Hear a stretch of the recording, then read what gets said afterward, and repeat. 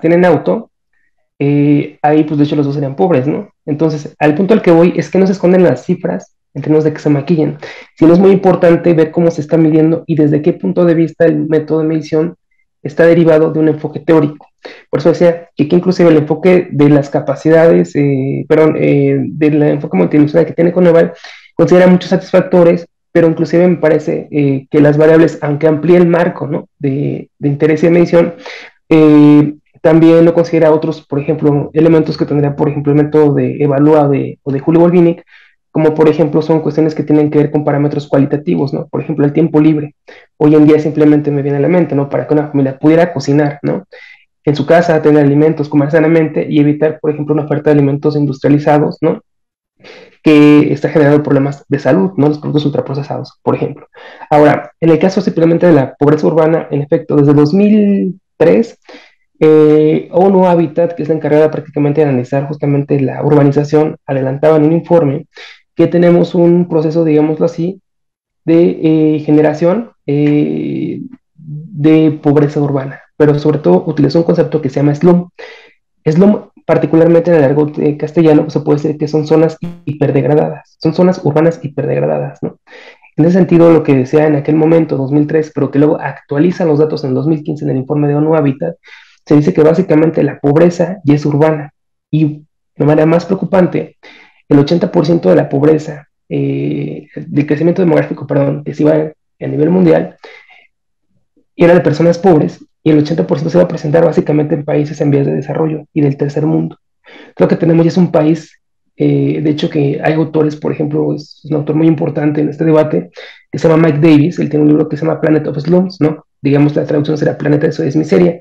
Mike Davis cuestiona el informe que tiene básicamente la ONU Habitat y dice que al final básicamente entramos en un proceso donde todas las zonas hiperdegradadas, que son los cinturones de miseria, los anillos, básicamente se están generando ya condiciones de reproducción donde la población inclusive en su vida va a poder entrar siquiera al mercado formal, ¿no? O sea, son zonas donde se van a generar actividades ilícitas, van a vivir en la informalidad y obviamente surgen otras actividades que son reproductivas como pueden ser el crimen organizado, el narcotráfico, el tráfico de órganos, ¿no?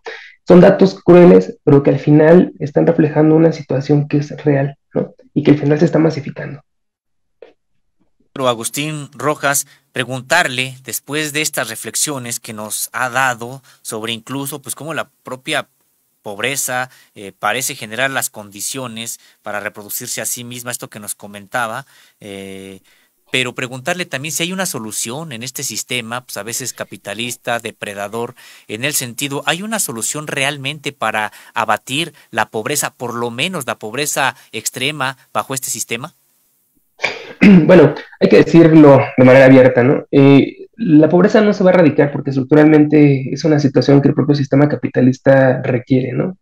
Digámoslo así, desde las teorías críticas, por ejemplo, ¿no?, que hay de los enfoques, vamos a decirlo así, ¿no?, la teoría marxista, los enfoques liberales, se confluyen en algo, ¿no? Que al final la pobreza es una situación ya estacional, estructural, ¿no?